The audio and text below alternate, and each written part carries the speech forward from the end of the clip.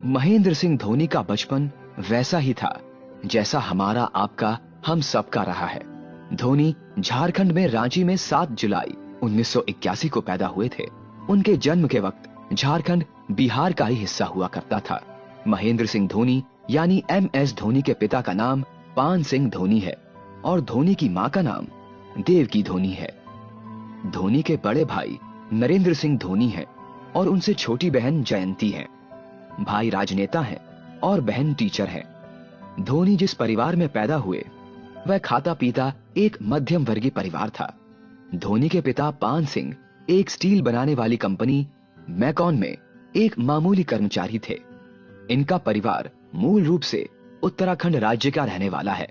धोनी का मूल गांव अल्मोड़ा जिले के जैती तहसील के तहत आने वाला ल्वाली गांव है। उनका यह गांव आज भी इतना पिछड़ा है कि रास्ते से गुजरते हुए हिचकोले खाने पड़ते हैं।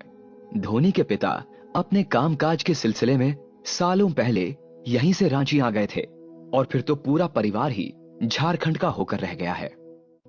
धोनी और पढ़ाई। सन 1981 में भारत के झारखंड की राजधानी रांची में जन्मे धोनी की शुरुआती शिक्षा DAV जवाहर विद्या मंदिर स्कूल से हुई। अपनी 12वीं कक्षा की पढ़ाई करने के बाद इन्होंने सेंट जेवियर कॉलेज में दाखिला ले लिया था, लेकिन क्रिकेट के लिए धोनी को अपनी पढ़ाई के साथ समझौता करना पड़ा और उन्होंने अपनी पढ़ाई बीच में ही छोड़ दी। फर्राटेदार अंग्रेजी बोलने वाले टीम इंडिया के पूर्व कप्तान महेंद्र सिंह धोनी पढ़ाई में कैसे थे? इस सवाल का जवाब उनके 10वीं और 12वीं के मार्क्स से मिल जाता है। सहवाग इंटरनेशनल स्कूल के छात्र छात्राओं से मुलाकात के दौरान धोनी ने कहा था कि वह पढ़ाई में अच्छे नहीं थे। उन्हें 10वीं में 66% और 12वीं में 56% अंक हासिल हुए थे। धोनी ने बताया था कि उन्होंने 11वीं में पहली बार क्लास बंक की थी। साल 2017 में एक कार्यक्रम में महेंद्र सिंह धोनी ने स्कूल के छात्र छात्राओं से मुलाकात की थी। उस दौरान उन्होंने अपनी एजुकेशनल लाइफ के बारे में खुलकर बताया था। उन्होंने तब कहा था कि वह पढ़ाई में अच्छे नहीं थे। जब वह 12वीं में थे तब उन्हें परीक्षा के दौरान रांची से बाहर जाकर मैच खेलना था। उस वक्त उनके पिता से इसके लिए अनुमति लेनी थी। उन्होंने संकोच करते हुए मां के जरिए अपनी यह बात पिता तक पहुंचाई।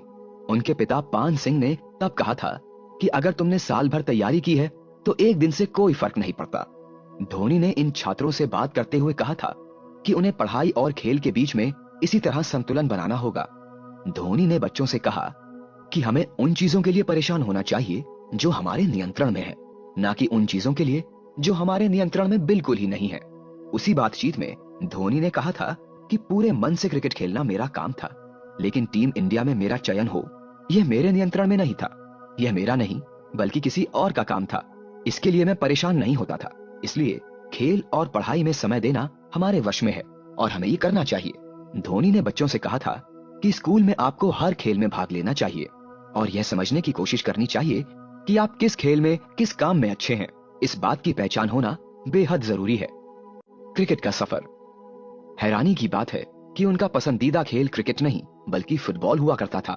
वह स्कूल के दिनों में जिस फुटबॉल टीम का हिस्सा थे उसमें वह एक गोलकीपर के तौर पर खेला करते थे, मगर उनके कोच ठाकुर दिग्विजय सिंह को ऐसा लगा था कि यह लड़का तो क्रिकेट में बेहतर कर सकता है और फिर वहीं से धोनी को उनके कोच क्रिकेट खेलने के लिए प्रेरित करने लगे। गोलकीपर से विकेट कीपर। महेंद्र सिंह धोनी की दिलचस्पी शुरू से ही क्रिकेट में बिल्कुल ही नहीं थी। वह स्कूल स्तर पर अपनी टीम के गोलकीपर थे और इसी क्षेत्र में आगे भी बढ़ना चाहते थे, मगर संयोग कुछ ऐसा हुआ कि किस्मत ने उन्हें गोलकीपर से विकेट कीपर बना दिया। दरअसल इसके पीछे की कहानी कुछ यूं है कि धोनी 6ठी क्लास में थे। वह अपने स्कूल की फुटबॉल टीम में गोलकीपर थे, लेकिन स्कूल की क्रिकेट टीम को अचानक विकेट कीपर की जरूरत आन पड़ी। स्कूल क्रिकेट टीम के कोच ने उन्हें गोलकीपिंग करते देखा था और वह धोनी की गोलकीपिंग से बेहद प्रभावित हुए थे। कोच ने उन्हें सलाह दी कि वह एक विकेट कीपर के तौर पर खुद को क्रिकेट में आजमाएं। विकेट कीपिंग कराने के लिए कोच को धोनी के सामने काफी मिन्नतें करनी पड़ी, क्योंकि माही को इस क्षेत्र में ज्यादा दिलचस्पी नहीं थी। आखिरकार उन्होंने विकेट के पीछे की जिम्मेदारी संभाल ली। जब बल्लेबाजी की बारी आई तो उनके बल्ले ने भी कुछ ऐसा कमाल कर दिखाया कि पूरा स्कूल उनके खेल को देखने के लिए छुट्टी के बाद इकट्ठा हो गया। यहीं से शुरू हो गया था उनके क्रिकेट का यह शानदार सफर, जिसकी मंजिल पड़ाव दर पड़ाव आगे बढ़ते हुए ऐतिहासिक बन गई। मगर जैसा कि आम मिडिल क्लास फैमिली में होता है, धोनी के पिता भी शुरुआत में धोनी के क्रिकेट खेलने पर राजी नहीं थे, लेकिन धीरे धीरे सहमत हुए और फिर क्रिकेट खेलने का सिलसिला ऐसा शुरू हुआ कि कभी रुका ही नहीं।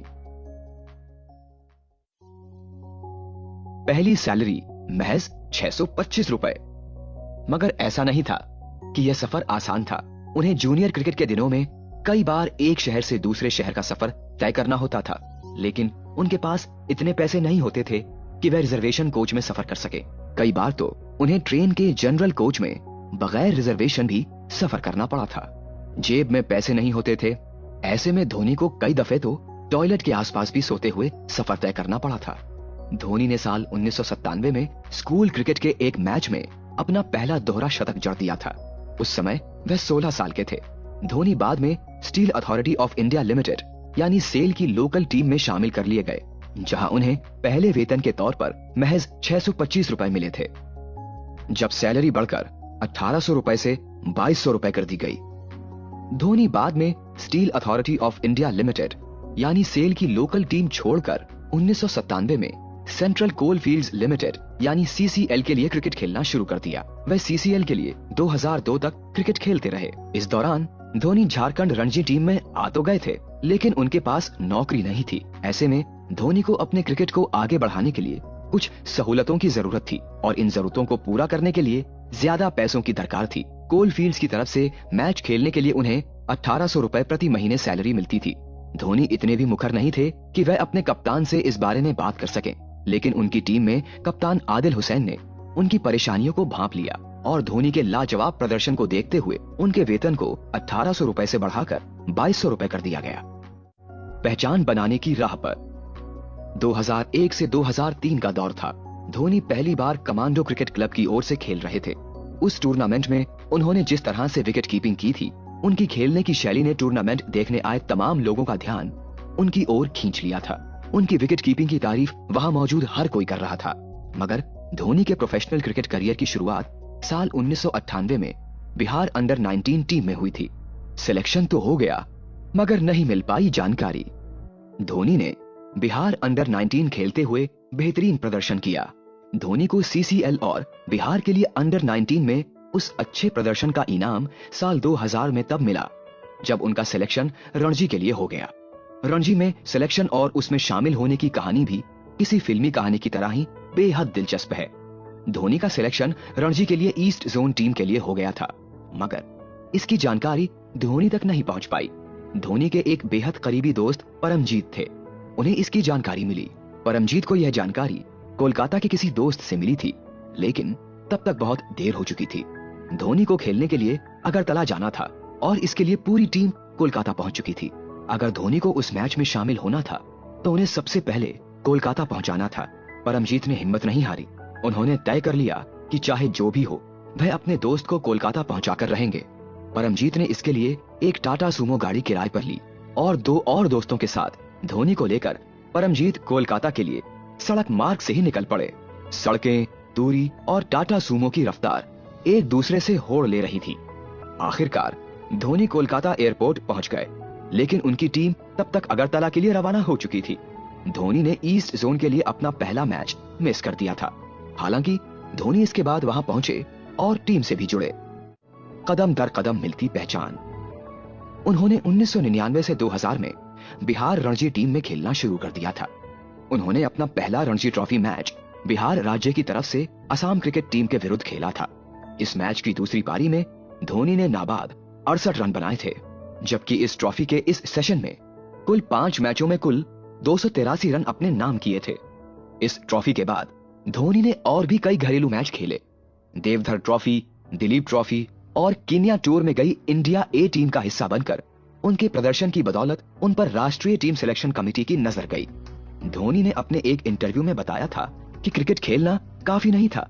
हालांकि उनके नाम की धूम मचने लगी थी, लेकिन पिता को तो अपने बेटे के कैरियर की चिंता सता रही थी। धोनी के पिता चाहते थे कि धोनी सबसे पहले अपना कैरियर सेट करें। पिता की इस आकांक्षा ने उन्हें नौकरी की राह दिखा दी, मगर इसके पीछे की असली वजह वह निराशा थी, जिसमें धोनी के बेहतरीन प्रदर्शन के बावजूद उनका सिलेक्शन ईस्ट जोन सेलेक्टर की तरफ से नहीं किया गया था। हालांकि साल 2001 में धोनी का सिलेक्शन दिलीप ट्रॉफी के लिए हो गया था, लेकिन धोनी को उनके सेलेक्ट होने की जानकारी सही समय पर मिल नहीं पाई थी और इस वजह से धोनी इस ट्रॉफी में हिस्सा नहीं ले पाए थे। इसका असर धोनी के दिलो दिमाग पर इतना ज्यादा हुआ कि उन्होंने खेल से ही अपनी दूरी बना ली। रेलवे में नौकरी। धोनी की बेचैनी उनकी अपनी आर्थिक सुरक्षा को लेकर थी। ऐसे में वे एक ऐसी नौकरी की तलाश में थे जो उनमें सुरक्षा का एहसास भर दे। जिंदगी के इस मोड़ पर उनका सहारा बने उनके दोस्त सत्यप्रकाश कृष्णा। सत्यप्रकाश पहले ही माही के खेल को देखते हुए खड़गपुर के तत्कालीन DRM A.K. गांगुली के पास चले गए थे। उन्होंने गांगुली से माही की रेलवे में TC की नौकरी के लिए 1 साल पहले ही सिफारिश कर दी थी। इस बीच साउथ ईस्टर्न रेलवे के तत्कालीन DRM अनिमेश गांगुली की नजर महेंद्र सिंह धोनी के खेल पर पड़ी।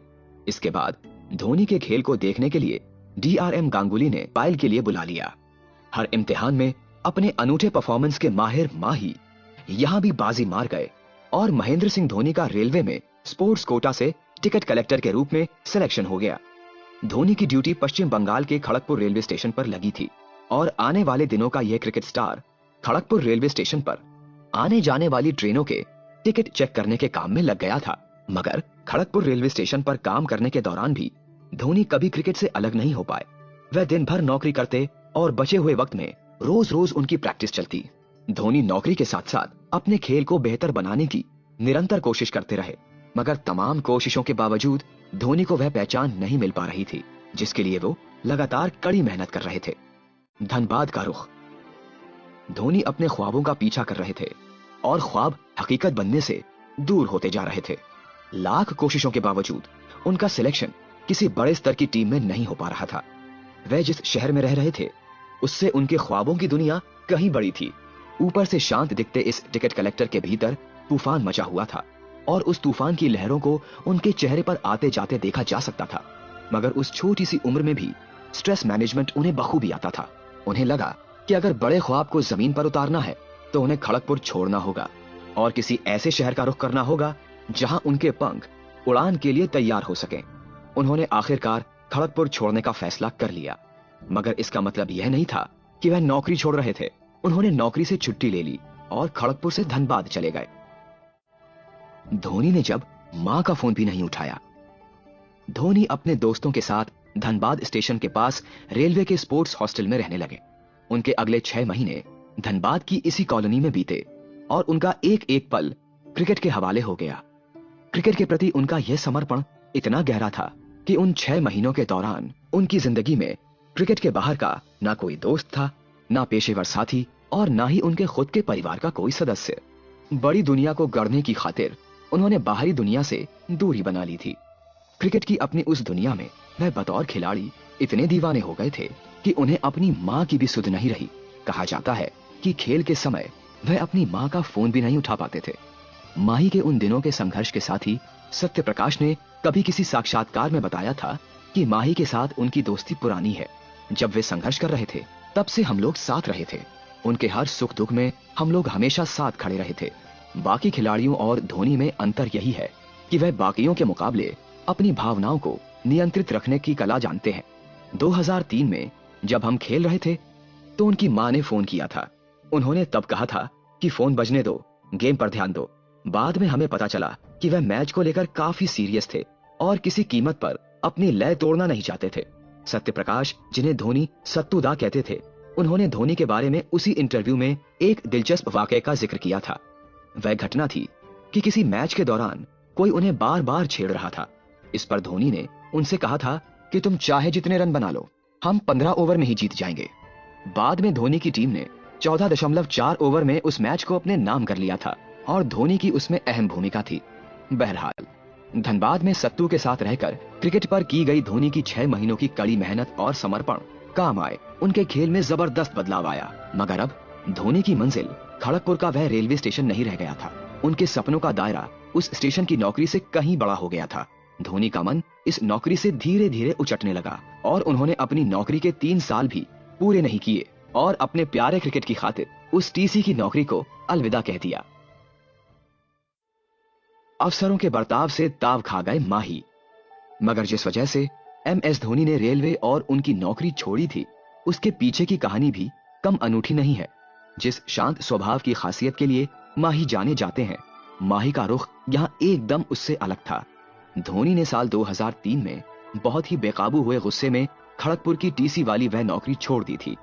आप सोच रहे होंगे कि गुस्सा और माही दोनों का मेल नहीं, लेकिन दुनिया जानती है कि माही में हर कमजोरी को भी ताकत में बदल देने का गजब का हुनर रहा है, और धोनी का वह गुस्सा उनकी ऐसी ही ताकत बनकर सामने आया था। उनका वह गुस्सा इतना मुनासिब था कि माही के भीतर आज भी वह गुस्सा कहीं ना कहीं बचा हुआ है। यही वजह है कि धोनी ने जब एक बार खड़गपुर छोड़ दिया, फिर वे वहां कभी लौटे नहीं। 2003 का साल था, अगस्त सितंबर महीना था, घरेलू सीजन शुरू हो रहा था और धोनी को रणजी ट्रॉफी मैच खेलने के लिए बाहर जाना था। उन दिनों रेलवे से खिलाड़ियों को स्पेयरिंग नियम के तहत मैच के लिए छुट्टी मिल जाती थी। धोनी ने भी इस स्पेयरिंग नियम के तहत यह जिक्र करते हुए अपनी एप्लीकेशन आगे बढ़ा दी कि उन्हें मैच के लिए छुट्टी चाहिए। धोनी छुट्टी की एप्लीकेशन देने के बाद भूल गए थे कि उन्होंने छुट्टी के लिए कोई एप्लीकेशन भी दी है, लेकिन कुछ दिन बाद अचानक उन्हें अपनी छुट्टी वाली एप्लीकेशन की याद आई, तो वह सीधे उस ऑफिस चले गए। उस ऑफिस के जिस ऑफिसर को उनकी छुट्टी की मंजूरी देनी थी, धोनी ने उनके पियून से यह सूचना दिलवाई कि खिलाड़ी से टीसी बना रेलवे का एक कर्मचारी अपनी छुट्टी के लिए दी गई एप्लीकेशन की मंजूरी का इंतजार कर रहा है। आखिर अफसर तो अफसर ठहरा। उसने अपनी इस टीसी को बाहर इंतजार करने के लिए कहा। इंतजार की घड़ियां लंबी होती चली गईं। घंटा बीता, 2 घंटे बीते, 3 घंटे हो गए और चौथे घंटे के बाद धोनी का सब्र जवाब दे गया। इस बीच वह कभी बेचैन कदमों से चहलकदमी करते, कभी कुर्सी पर बैठ जाते और कभी व्यग्र विचारों में खो जाते। आखिरकार ऑफिस का समय भी खत्म हो गया, मगर उस अफसर ने धोनी को अंदर नहीं बुलाया। ऐसे में छुट्टी मिलने का सवाल ही कहां था। धोनी ऊपर से तो शांत थे, मगर भीतर में गुस्सा उबल रहा था। उन्होंने उसी समय तय कर लिया कि छुट्टी के लिए इस अफसर के पास फिर नहीं आना है और लौटकर यहाँ भी दोबारा नहीं आना है। बिना छुट्टी मिले और बिना छुट्टी लिए ही धोनी रणजी मैच खेलने के लिए खड़गपुर छोड़ किसी और मंजिल की तरफ रवाना हो गए।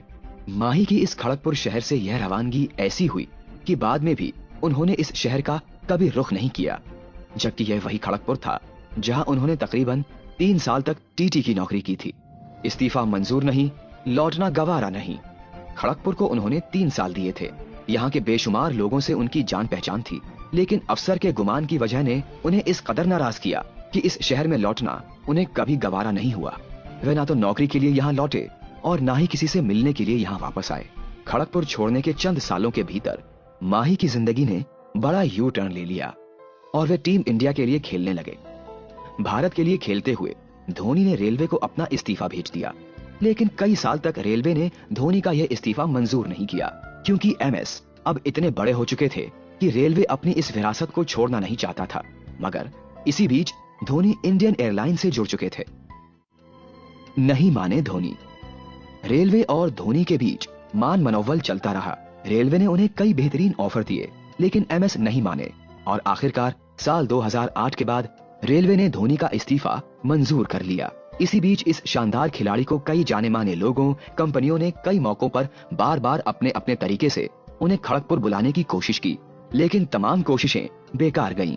खड़गपुर में उनके चाहने वाले और पुराने साथियों को इस बात पर पूरा भरोसा है कि उनका माही कभी ना कभी खड़गपुर जरूर आए। शहर को भी उनके आने का आज भी इंतजार है।